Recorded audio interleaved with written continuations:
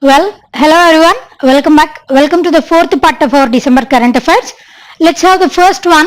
So, which of the following e-commerce company has signed an memorandum of understanding with Confederation of Indian Industries, that is CII, to bring the benefits of e-commerce to MSMEs in India?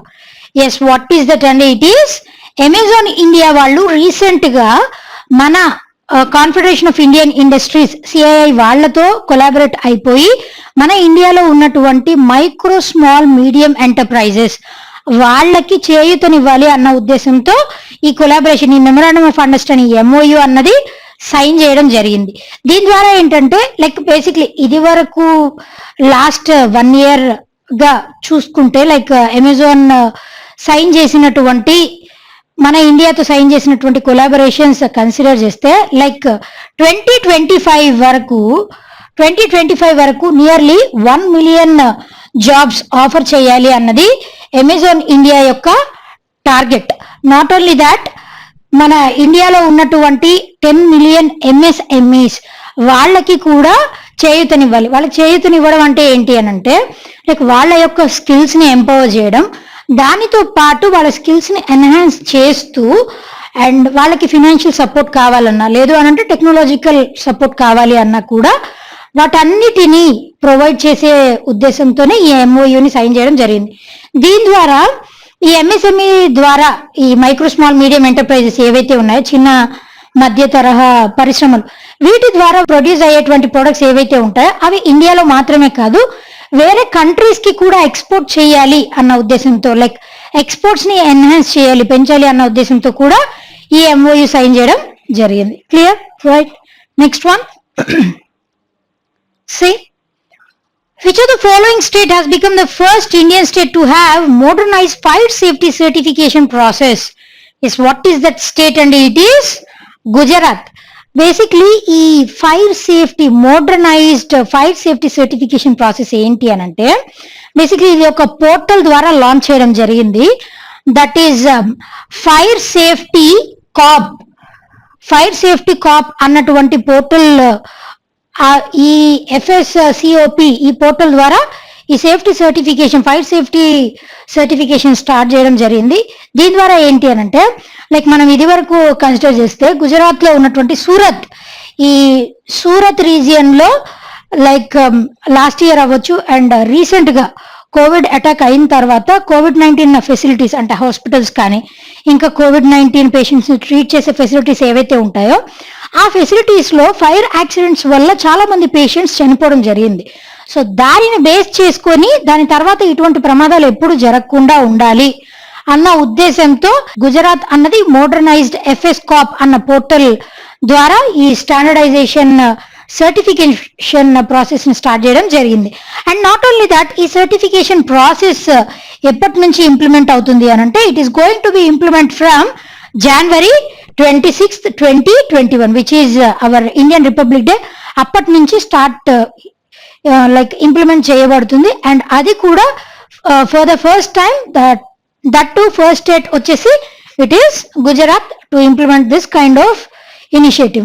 And if you consider other options, recent గా Telangana it has collaborated with IBM వాళ్ళతో collaborate అయ్యి తెలంగాణ వాళ్ళు students యొక్క skill development ని enhance చేయాలి అన్న ఉద్దేశంతో IBM వాళ్ళతో కొలాబరేట్ అవ్వడం జరిగింది రీసెంట్ గా. If you consider Tamil Nadu, recent గా తమిళనాడు తీసుకొచ్చినటువంటి ఇనిషియేటివ్ ఏంటి అని అంటే ఓలా, తమిళనాడు స్టేట్ గవర్నమెంట్ తో ఓలా అన్నది కొలాబరేట్ అయిపోయి ఓలా యొక్క ఫస్ట్ ఫ్యాక్టరీని తమిళనాడు స్టేట్ లో లాంచ్ చేయబోతుంది. That is Tamil Nadu initiative. And వేరేజ్ ఒడిషా స్టేట్ కన్సిడర్ చేస్తే పరిశ్రమ్ అన్నటువంటి ఒక పోర్టల్ ని లాంచ్ చేయడం జరిగింది. ఈ స్కీమ్ యొక్క ఉద్దేశం ఏంటి అని అంటే ఇండస్ట్రీస్ ని డెవలప్ చేయాలి అన్న ఉద్దేశంతో ఈ పరిశ్రమ అన్నటువంటి స్కీమ్ ని లాంచ్ చేయడం జరిగింది. That is Odisha. And recent గా ఉత్తరప్రదేశ్ లో for the first of it's kind in India leather park అన్నటువంటి దానిని ఉత్తరప్రదేశ్ స్టేట్ లో ఫౌండ్ చేయడం జరిగింది. దీని ద్వారా ఫ్యూచర్ లో 50,000 పీపుల్ కి ఎంప్లాయ్మెంట్ దొరుకుతుంది. నాట్ ఓన్లీ దాట్, దీని ద్వారా ట్యానరీ ఇండస్ట్రీ అవ్వచ్చు అండ్ లెదర్ మ్యానుఫ్యాక్చరింగ్ ఐటమ్స్, వీటన్నిటిలో కూడా ఎన్హాన్స్మెంట్స్ చూడొచ్చు. So these are several initiatives of different states. Clear? Right? Next one. See.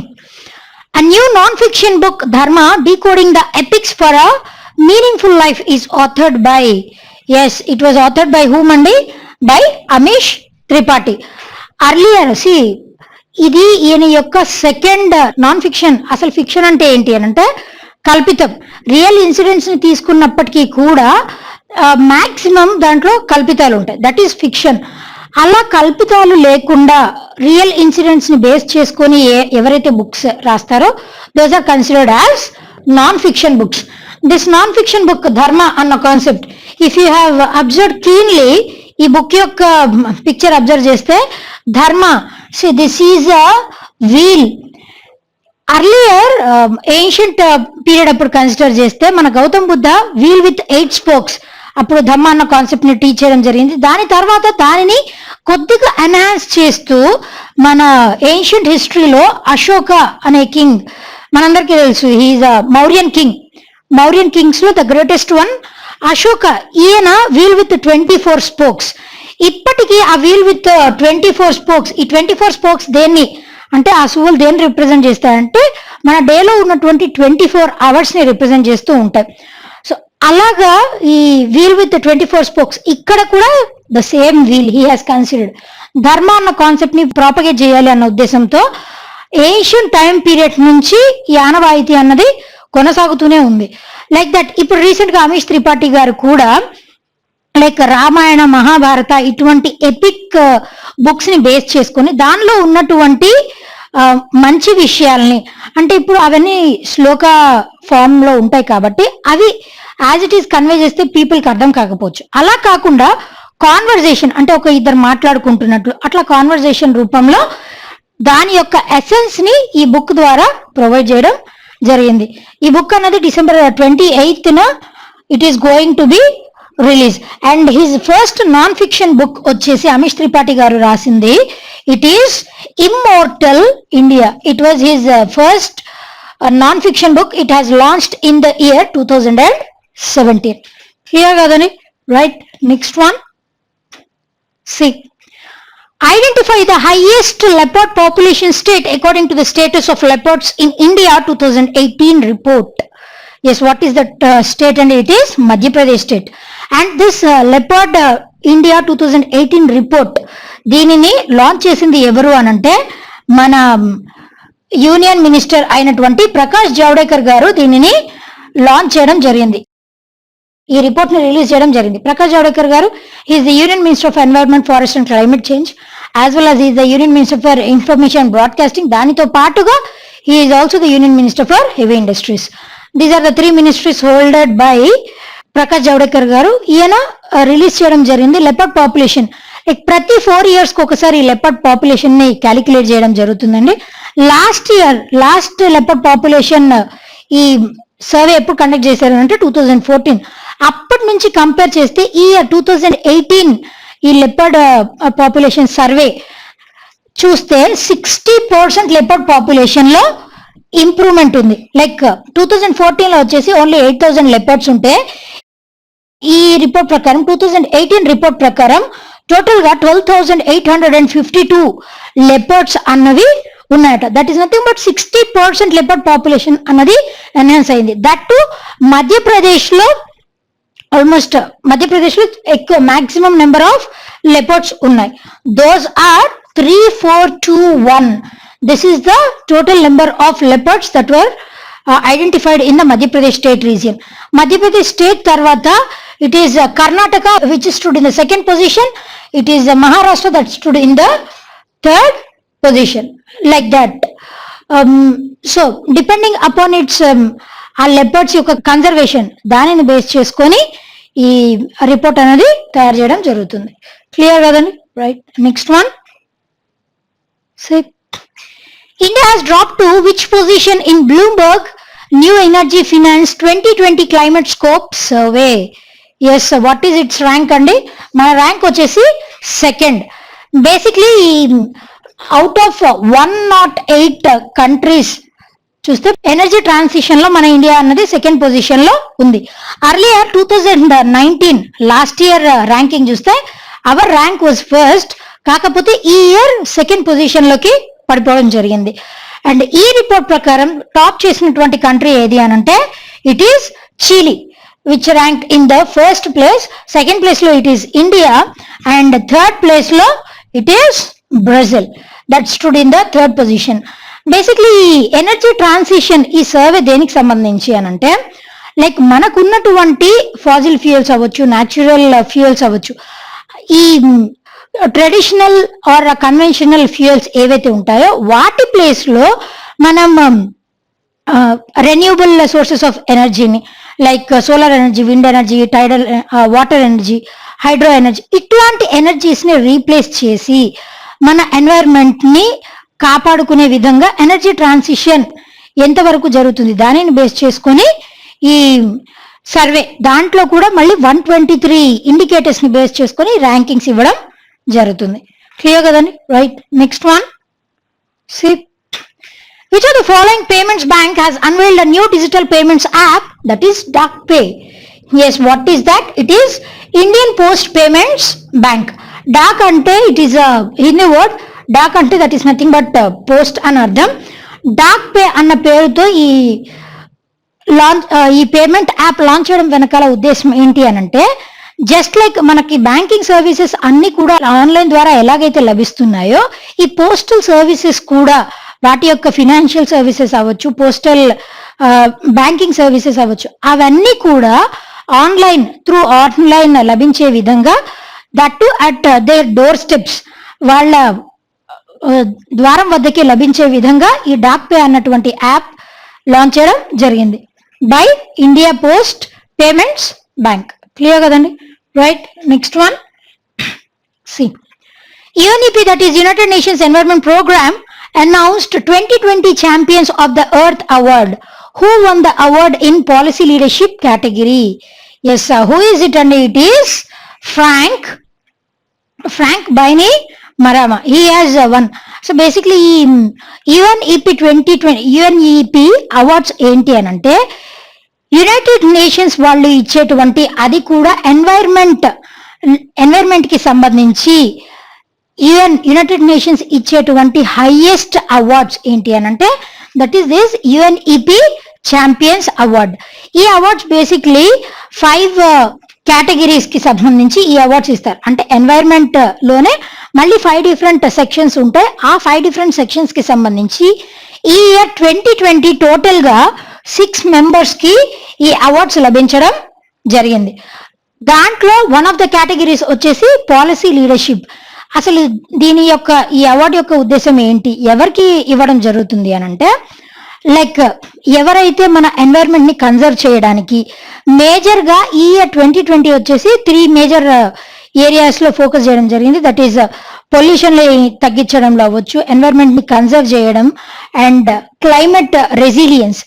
ఈ 3 యాక్టివిటీస్ ని బేస్ చేసుకుని ఎవరైతే మన ఎన్వైరన్మెంట్ ని కాపాడే విధంగా కొత్త ఇన్నోవేటివ్ ఐడియాస్ తో ముందుకు వస్తారో లైక్ అది లీడర్షిప్ అవ్వచ్చు, ఇంకా వేరే ఇన్నోవేటివ్ యాక్టివిటీస్ అవ్వచ్చు, అలాంటి వాళ్ళకి ఈ అవార్డ్స్ ని ప్రొవైడ్ చేయడం జరుగుతుంది. I have provided here this award list also. In the category policy leadership, it is Fiji's Prime Minister Frank, and in different categories. See, these are the 5 categories and these are the 6 persons who got the awards. Clear kadani? Right. Next one. See, Bhagalpur has hosted a 3-day bird festival from December 11 to 13. Bhagalpur is also known as which of the following city? Yes, what is that city? And it is also known as Silk City. Bhagalpur annadi basically it is a district in Bihar region. Bihar region lo it is one of the districts anamata. And దానికి ఇంకొక పేరు like చాలా cities మనం చూస్తే Nick names several different Nick names ఉంటాయి. బీహార్ లో ఉన్నటువంటి Bhagalpur city యొక్క నిక్ నేమ్ ఏంటి అని అంటే సిల్క్ సిటీ. ఎందుకంటే majority wide variety of silk అన్నది అక్కడ ప్రొడ్యూస్ అవుతుంది కాబట్టి దానికి సిల్క్ సిటీ అని పేరు. If you consider other options like see ఈ బర్డ్ ఫెస్టివల్ అన్నది దేనికి సంబంధించి అంటే ప్రతి సంవత్సరం కూడా ఈ బర్డ్ ఫెస్టివల్ అన్నది జరుగుతుంది. ఈ బర్డ్ ఫెస్టివల్ ద్వారా కొంతమందికి మాత్రమే లైక్ దానిలో పార్టిసిపేట్ చేసేటువంటి అవకాశం లభిస్తుంది. దాని ద్వారా లైక్ మన ఇండియాలో ఉన్నటువంటి వైడ్ వెరైటీ ఆఫ్ బర్డ్స్ వాటిని డిస్ప్లే చేస్తారు. And not only that, poaching birds అన్నవి పోచింగ్ కి గురి కాకుండా ఉండాలి అని అంటే తీసుకోవాల్సినటువంటి మెజర్స్ అట్లా.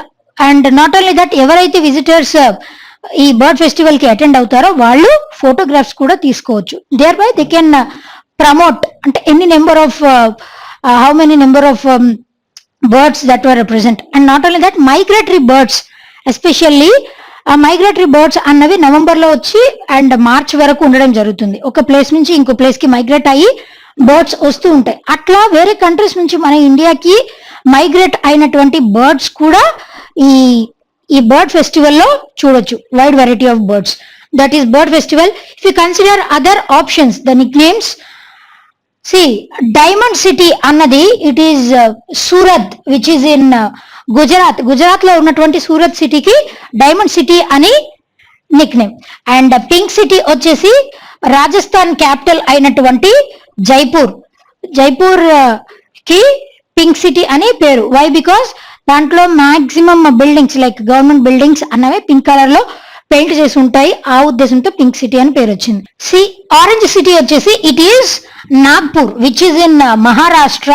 It is considered as the orange city, ఎందుకంటే వైడ్ వెరైటీ ఆఫ్ ఆరెంజెస్ అక్కడ కల్టివేట్ చేస్తారు అండ్ అక్కడ దొరుకుతాయి కాబట్టి it is considered as orange city. And royal city అనే దేనికి నిక్ నేమ్ అని అంటే it is Patiala Punjab which is in Punjab.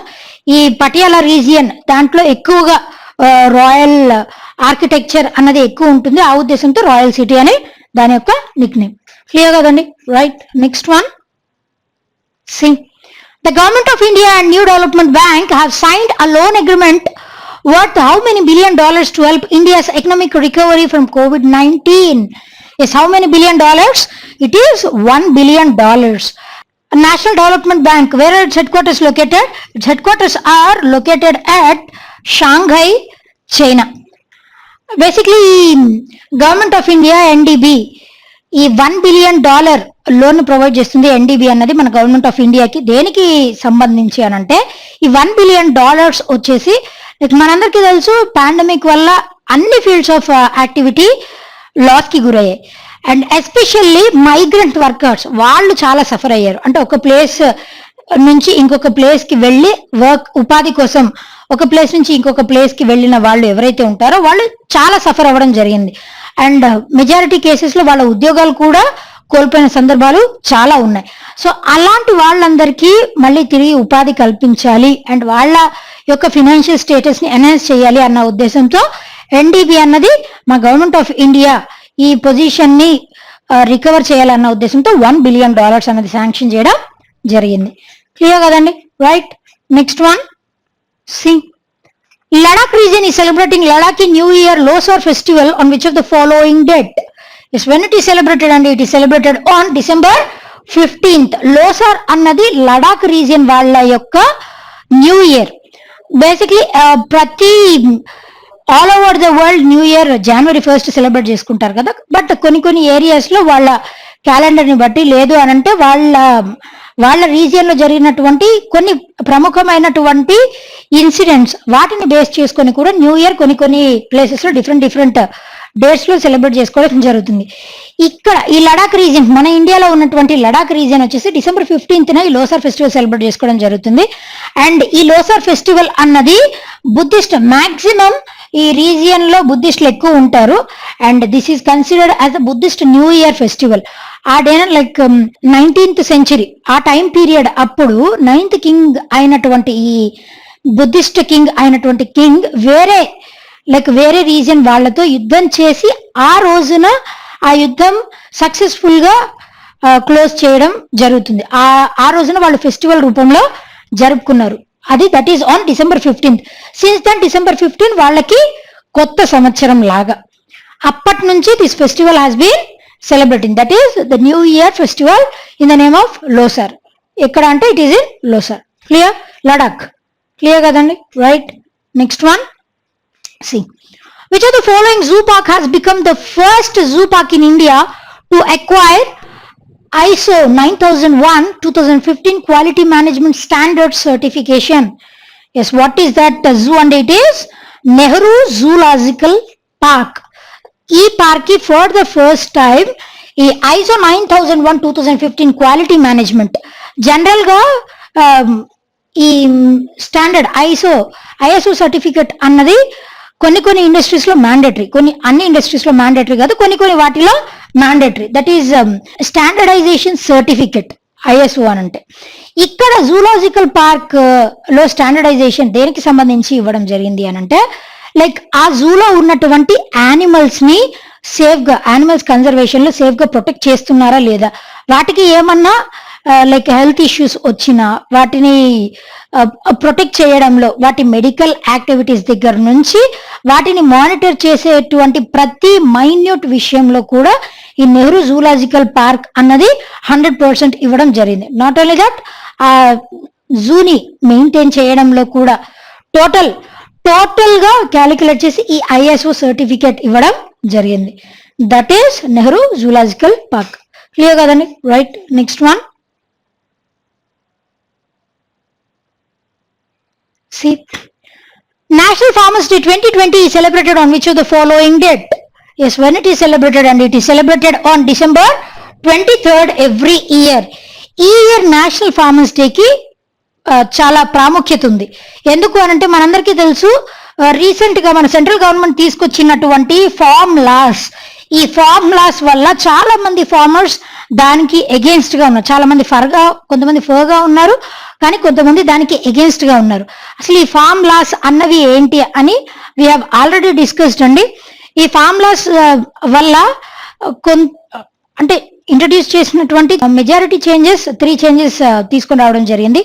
వాటిల్లో కొన్నిటి వల్ల ఫార్మర్స్ కి లాభం చేకూరుతుంది, కానీ కొన్నిటి వల్ల ఫార్మర్స్ లాస్ అయ్యే పొజిషన్ కూడా ఉంది. సో దానిని వ్యతిరేకిస్తూ చాలా మంది ఫార్మర్స్ దీన్ని ప్రొటెస్ట్ చేస్తున్నారు. కాబట్టి ఈ December 23rd మన నేషనల్ ఫార్మర్స్ డే వచ్చేసి it plays a huge role.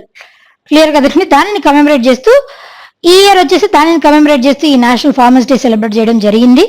And ప్రతి ఇయర్ వచ్చేసి ఫార్మర్స్ అండ్ వాళ్ళు చేసేటువంటి సేవ, మనకి ఫుడ్ని అందించడం కోసం ఒక రైతు పడేటువంటి కష్టం అండ్ వాళ్ళని కన్జర్వ్ చేయడానికి, అంటే వాళ్ళు కల్టివేట్ చేసేటువంటి విధి విధానాల్లో ఇంకా మార్పులు తీసుకొని రావడానికి గవర్నమెంట్ ఆఫ్ ఇండియా తీసుకుంటున్నటువంటి మెజర్స్, వాటన్నిటిని కూడా డిస్ప్లే చేస్తూ ఎవ్రీ ఇయర్ ఈ డేని సెలబ్రేట్ చేయడం జరుగుతుంది. క్లియర్ కదండి? Right. Next one, and see one more thing, not only that, ఈ డే అన్నది like this is celebrated in the birth anniversary of Chaudhary Charan Singh, CC Singh గారు. ఈయన మన ఇండియాకి లైక్ 1979 to 80 1 year పాటు ప్రైమ్ మినిస్టర్ గా వ్యవహరించడం జరిగింది. ఈయన లైక్ ప్రైమ్ మినిస్టర్ గా వ్యవహరించినప్పుడు ఫార్మ్ లాస్, లైక్ ఫార్మర్స్ కి లాభం చేకూరే విధంగా చాలా లాస్ ని ఇంట్రడ్యూస్ చేయడం జరిగింది. Not only that, zamindari system ని అబాలిష్ చేయడంలో ఈయన మేజర్ రోల్ ప్లే చేయడం జరిగింది. నాట్ ఓన్లీ దట్, ఇలా ఫార్మర్స్ కి సంబంధించి చాలా వెల్ఫేర్ యాక్టివిటీస్ ఆయన చేసినందుకు గాను ఆయన బర్త్ యానివర్సరీ సందర్భంగా ఈ నేషనల్ ఫార్మర్స్ డే సెలబ్రేట్ చేయడం జరుగుతుంది every year. Clear? Right. Next one, India slip to what rank in human development report 2020 released by UNDP, United Nations Development Program. Yes, what is our rank అండి? We ranked 131 out of 189 countries. మన India rank వచ్చేసి 131 in human development index, ఈ human development report లో. And దీనిలో top చేసినటువంటి country ఏది అని అంటే it is Norway, that has topped this human development report. ఈ హ్యూమన్ డెవలప్మెంట్ రిపోర్ట్ అన్నది కొన్ని ఇండికేటర్స్ ని బేస్ చేసుకొని ఇవ్వడం జరుగుతుంది. లైక్ ఆ కంట్రీలో ఉన్నటువంటి పీపుల్ యొక్క quality of living and education, development, వీటిని బేస్ చేసుకొని, ఈ 3 ఇండికేటర్స్ ని బేస్ చేసుకొని ఈ హ్యూమన్ డెవలప్మెంట్ రిపోర్ట్ అన్నది ప్రొవైడ్ చేయడం జరుగుతుంది every year on the annual basis by United Nations development programme. Clear కదండి? Right. Next one, see Who won the FIFA Best Men's Player of the Year 2020? Yes, who is it? And it is Robert Lewandowski. He has won this FIFA, that is football కి సంబంధించి ఈ year 2020లో best mens player of the year award వచ్చేసి it is Robert కి రావడం జరిగింది. He belongs to the country Poland. And if you consider in the women list లో వచ్చేసి it is best women player of the year award 2020 వచ్చేసి it goes to Lucy Bronze and she is from England. If you consider other options and see this person Robert ane ayana, he has surpassed ఈ Lionel Messi, Christian Ronaldo, వీళ్ళిద్దరూ ఎంత like football కి సంబంధించి ఎంత దిట్టలో మనకు తెలుసు. వీళ్ళిద్దరిని కూడా దాటుకొని he stood in the first position. If you consider other options like see Manuel Neuer, ఈ ఫిఫాకి సంబంధించి best goalkeeper award, best goalkeeper of the year 2020 award వచ్చేసి it is for Manuel Neuer. He belongs to Germany, he belongs to the country Germany. And Jurgen Klopp, ఈయనకి best coach award ఇవ్వడం జరిగింది. ఈ ఫిఫాకి సంబంధించి best coach, male coach award Jurgen Klopp. He is from Liverpool. So these are different persons who received the FIFA Awards 2020. Clear then? Right. Next one. See, which country will chair the G7 meeting in 2021? Yes, what is that country? And it is UK. What is the capital and currency of UK? And it is London, and the currency is pound sterling. Next G7 అన్నది ఏంటి అని అంటే it is a group of 7 countries. Earlier it was G8 అన్న పేరుతో ఉండేది, group of 8 countries. కాకపోతే Russia అన్నది 2014లో ఈ G8 కంట్రీస్ నుంచి వెళ్ళిపోవడం జరిగింది. సో దాని తర్వాత ఈ G8 కాస్త G7 గా కన్వర్ట్ అవ్వడం జరిగింది. ఈ G7 లో టోటల్ గా member countries, is India member country of G7? No, India is not a member country in G7. Total గా ఈ 7 మెంబర్ కంట్రీస్ ఎవరెవరు అనంటే those are Canada, France, Germany, Italy, Japan, US and UK. These are the 7 member countries of G7. Canada, France, Germany, Italy, Japan, US, UK. These are the 7 member countries of G7. And ఈ G7 meeting next 2021 లో జరిగేటువంటి meeting UK conduct చేయడం జరుగుతుంది. దీనికి like మన ఇండియాని guest కంట్రీగా invite చేయడం జరిగింది. టోటల్ గా 3 కంట్రీస్ ని ఈ G7 వాళ్ళు టోటల్ గా 3 కంట్రీస్ ని గెస్ట్ కంట్రీస్ గా ఇన్వైట్ చేయడం జరిగింది. దానిలో 1 ఈజ్ ఇండియా. అదర్ 2 కంట్రీస్ ఏంటి అని అంటే those are Australia and South Korea. Australia, South కొరియాతో పాటుగా ఇండియాని కూడా గెస్ట్ కంట్రీగా ఈ G7 మీటింగ్ కి ఇన్వైట్ చేయడం జరిగింది by United UK's prime minister Boris Johnson గారిచే మన ప్రైమ్ మినిస్టర్ అయినటువంటి మోడీ గారికి ఇన్విటేషన్ లభించింది along with Australia and South Korea. And 2020లో జరిగేటువంటి G7 మీటింగ్ దాని యొక్క ఉద్దేశం ఏంటి అని అంటే D10 అన్నటువంటి group of 10 largest democracies of the world. D10 అంటే డెమోక్రసీస్, అంటే మన హోల్ వరల్డ్ లో ఉన్నటువంటి 10 లార్జెస్ట్ డెమోక్రసీస్ అవన్నీ కూడా ఒక గ్రూప్ లాగా ఫామ్ అవ్వాలి అన్నది ఈ G7 మీటింగ్ యొక్క ఉద్దేశం. అలా ఫామ్ అయ్యి నెక్స్ట్ రాబోయేటువంటి 5th జనరేషన్ ఆ టెక్నాలజీ కొరకు మనం లైక్ చైనా మీద డిపెండెన్సీని తగ్గించుకోవాలి, మనమే బిల్డ్ చేసుకోవాలి అన్న ఉద్దేశంతో ఈ D10 అన్నదాన్ని ఫామ్ చేయాలి అన్నది ఈ 2021 యొక్క టార్గెట్, G7 మీటింగ్ యొక్క target. Clear? Right. Next one. See, on which day International Migrants Day observed annually? Yes, when it is observed annually, and it is observed annually on December 18th, International Migrants Day. ఈ December 18th not only International Migrants Day, దీనితో పాటుగా minorities rights day కూడా celebrate చేస్తారండి. On December 18th itself. Not only that, దానితో పాటుగా world Arabic language day కూడా ఈ December 18th celebrate చేయడం జరుగుతుంది. ఇంటర్నేషనల్ మైగ్రెంట్స్ డే తెలుసు కదండి. మైగ్రెంట్స్ ఒక్క స్టేట్ లో నుంచి ఇంకో స్టేట్, ఒక కంట్రీకి సంబంధించి ఒక స్టేట్ నుంచి ఇంకో కంట్రీకి మైగ్రేట్ అయ్యే వాళ్ళు ఉంటారు. Those are termed as national migrants.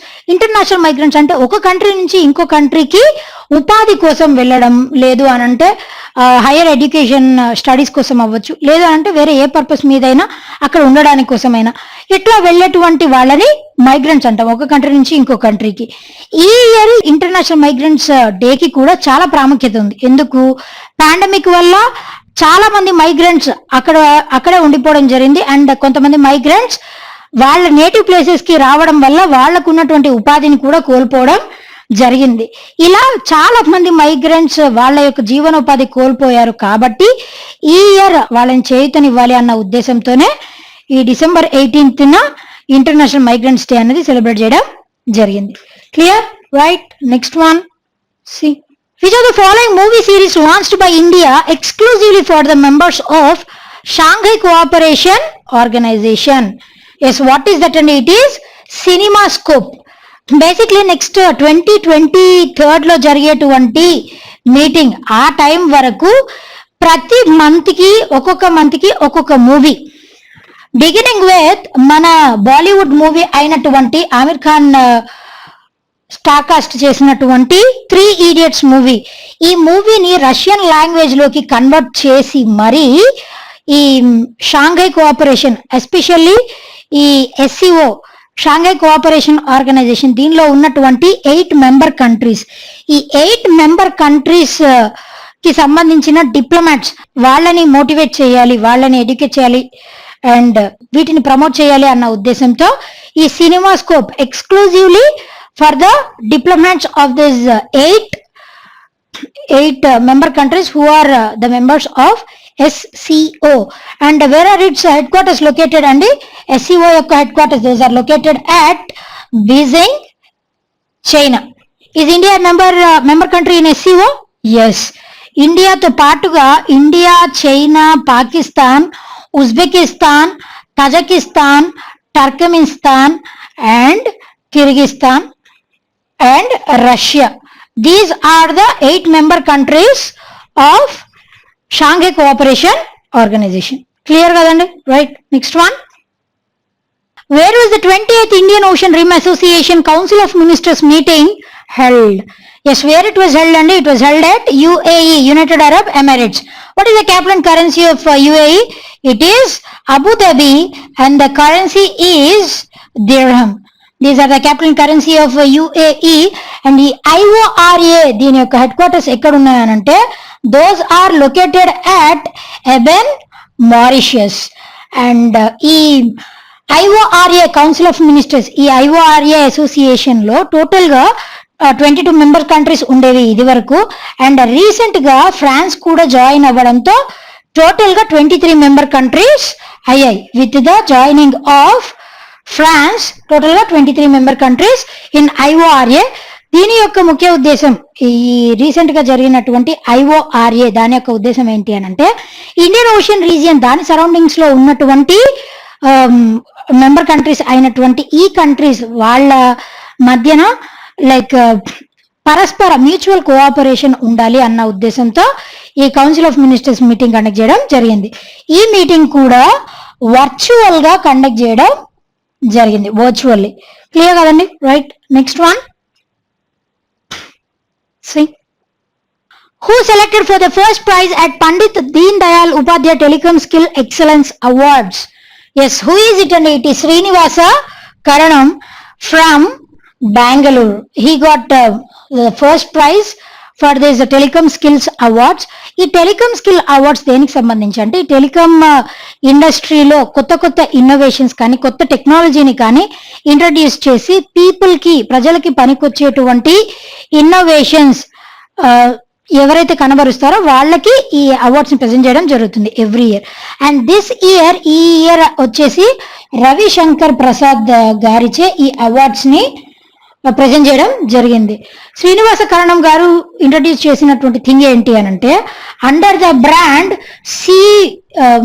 C mobile అన్నటువంటి బ్రాండ్ ద్వారా కేరళ కోస్ట్ రీజియన్ లో ఉన్నటువంటి ఈ ఫిషర్మెన్ ఎవరైతే ఉన్నారో వాళ్ళు ఫిషింగ్కి వెళ్ళినప్పుడు నావిగేషన్ వే చూపించడానికైనా లేదు అని అంటే సడన్ గా వచ్చేటువంటి కెలామిటీస్ వాటికి సంబంధించిన అలర్ట్స్ ప్రొవైడ్ చేయడంలో ఈ సి మొబైల్ ద్వారా ఈయన అలర్ట్ సిస్టమ్ ని లాంచ్ చేయడం జరిగింది. దానికి గాను ఈ గాట్ ద ఫస్ట్ ప్రైజ్. ఈయనతో పాటుగా సెకండ్ ప్రైజ్ ఎవరికి వచ్చింది అని అంటే న్యూఢిల్లీకి సంబంధించిన సుబ్రత్ కౌర్ గారికి సెకండ్ ప్రైజ్ లభించడం జరిగింది. ఈయన చేసినటువంటి ఇన్నోవేషన్ ఈ టెలికాం స్కిల్స్ లో ఏంటి అని అంటే, మన ఉత్తరాఖండ్ లో ఉన్నటువంటి Rajaji national park which is in Uttarakhand.